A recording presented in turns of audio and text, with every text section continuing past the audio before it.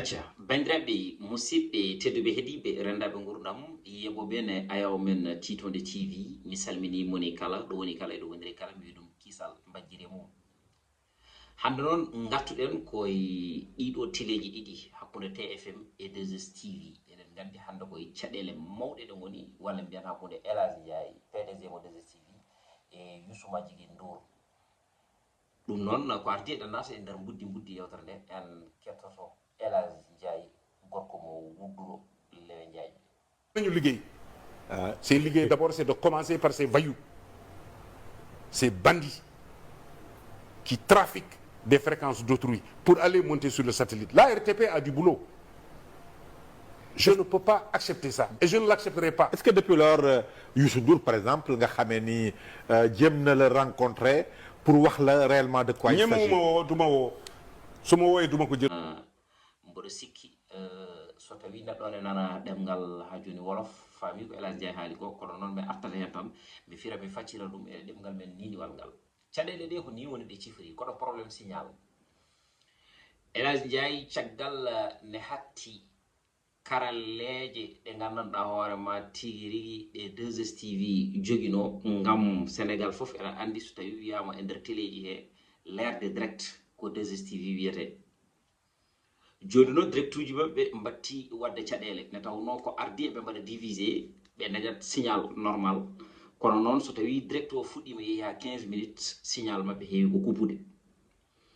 o wi ɗum noon o waɗi ɗum constat ko ɓooyi kono noon hakkille makko arani exactement est ce que TFM ene wawi wadde ko wayni henna o wi omo andi exactement TFM kam bon kala yimɓe ɓe gandanɗa hoorema ɓe jii heɓtini ɗo banggue animateur walla journaliste walla technicien e nder galle makko he jiɗata ɗum ko teɗanade e nder ɗum tuma eywa guitta ɗumen ɗon paano ɗumen toon to gandanɗa hoorema woni to télé mumen ɗo o nodda Youssou Ndour wiyamo ahan mami haalde Bouba walla mi haalda tigui rigui ha joni e jaaga ko ɗon haaɗi eywa joni noon ala ko heddi so wona ko gandanɗa hoorema kono wiye signal eywa kono wiye signal ko fotine signal télé 2S sono ko signal uji goɗɗi bon ɗum o ƴetti ala probléme kono ko signal maɓe kutorto o ko on ɓe mbatti ƴettude kamɓene aussi e direct uji maɓɓe ɗi ɓe mbaɗata o wi noon hunde nde ɓuri tengtude koye sanga julde korka oɗo ɓennuɗo ne tawno enen fof eɗen gandi Tafsir e wondude e jaadiɗo mum o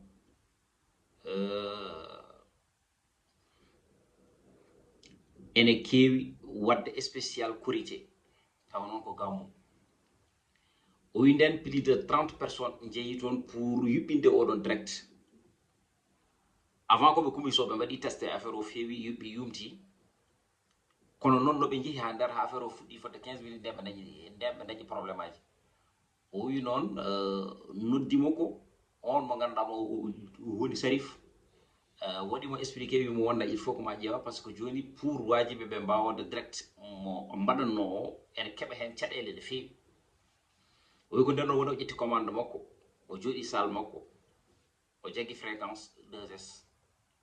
yeehi ha affaire o fuɗɗi 15 minutes ɓe jogui probléme signal o wi ko nden woni ɗon nde o noddi ɓen ɓe gandanɗa hoorema ko ɓen 2S jokkodirɗo banggue signal woni SL no noddi ɗumen nde e nder ɗon tuma o haalde mumen o namdi ɗumen ɓen mbimo noon ala probléme par ce que direct o nana yaha normal o ɓe continue kadi aussi signal o dañi probléme o nodditiɓe o wi wonde ƴeewe signal mono par ce que affaire on waɗi probléme ga hen dans ce cas aussi ɓen puɗɗi wadde vérifié noddirimo mbimo wonde ene waɗi woyuji ɓe gandanɗa hoorema ene mbaɗa piraté signal ma dans ce cas ɓen mbimo wonde ɗum ɗon ko liggey amen mamin mbaɗ ɗum après ɓen mbaɗi démarche uji ƴeewi tawi ko TFM Elhadji noon wi ma won plus de duuɓi 5 walla duuɓi 6 hay ko ɓuuri ɗum ɗon e nder oɗon tuma eɓe mbaɗa ɗum ɗon kono kañum wattani hen hakkille mum mais tinani noon par ce que wonano ko sikki o yeehi noon ha o artiri gueɗe kewɗe ɗo banggue hollum banggue SODAV o artiri gueɗe kewɗe nden ɗo wonno temps cassette eɗen gandi El Hadj Ndiaye kañum ko producteur wonno studio 2000 enen kala eɗen gandi ɗum studio 2000 hande nalankoɓe ɓurɓe mawnude e nder Afrique ene wayno El Hadj Ndiaye waɗi ɗumen produire dans ce cas o wi e nder ɗum ɗon ni ene waɗanno ko gandanɗa hoore ma woni piratage e nder oɗon fannu par ce que ɓe kaldanno jaga e yaha waɗa dupliqué Youssou Ndour wiye jaga yo dupliqué waɗa dupliqué ko heewi eɓe jeeya o ɗum ɗo fof omo muñi omo deƴƴi o haalana hay batte journaliste o posi mo question wimo wonde bon hakkude ma e Youssou Ndour est ce que wona rivalité gonɗo no o wi kanko wona morom Youssou Ndour par ce que Youssou Ndour sen yiɗi morom yo yahata Baaba Maal en Ismaïla en walla ndem si Yàlla Thione Seck eyyo o wi kanko omo jiya e waɗɓe carrière Youssou Ndour eywa ɓe mbimo noon est ce que Youssou Ndour ma nodde o Youssou Ndour suusa noddudemo e nder oɗon fannu par ce que so noddimo o ƴettata c'est parce que wonɗo ɓe ndewdi par rapport eɗo banggue TFM eɗo banggue aussi 2S TV par ce que waɗanno saaha e nder oɗon tuma o yiya ko gandanɗa hoorema fewani ha e ɗo banggue Yaye Awa eɗen gandi wonno ko 2S signini toon contrat taw ene jogui contrat toon to 2S TV o noddi Youssou Ndour haalde mo Youssou Ndour wimo ma haalde Bouba Ndour ko ɗon wayri par ce que kala no noddi o haalde mum on wiyamo wonde mami haalde sukaɓeɓe haaldata e sukaɓeɓe artata e makko o wi ɗum ɗo noon ko affaire de wayu affaire de bandi wadde haadi ko noon yo laamu ngu wat hen gollal mum omo hooli laamu ngu omo hooli ministère de la justice yo wat hen golle mum kono noon min wonɗo jiɗmi artude seeɗa Sénégal paamen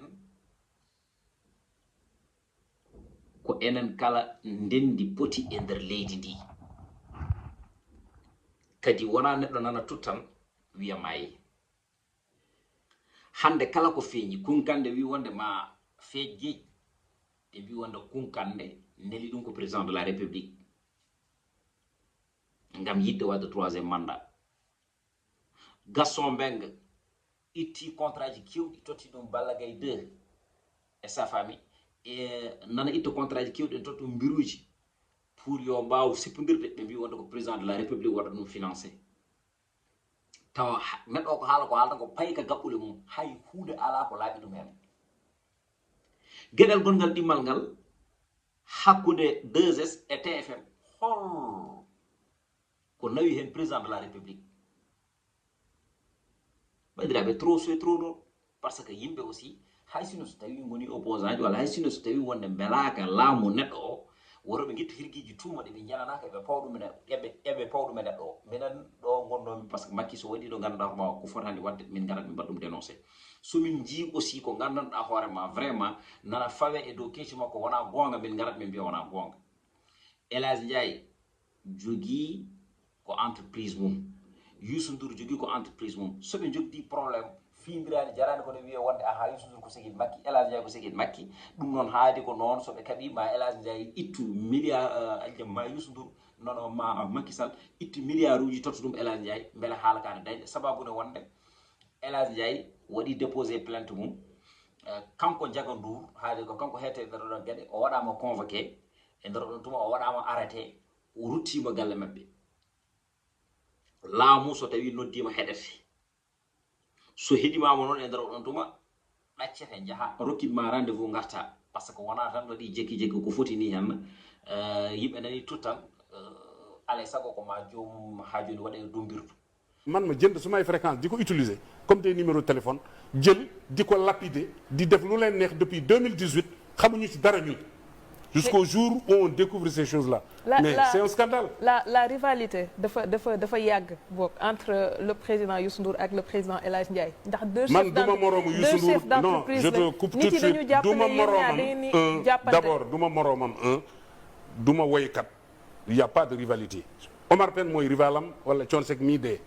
D'ailleurs ndeysaan que je prie pour lui parce qu'il était là l'année dernière. On va finir par ça. ñooñu ñooy rivalité am man duma rival Youssou Ndour. Youssou Ndour je fais partie des gens qui l'ont fabriqué de toutes pièces. Il faut que loolu leer. J'ai eu beaucoup de déboires avec lui. J'ai eu beaucoup de problèmes avec lui.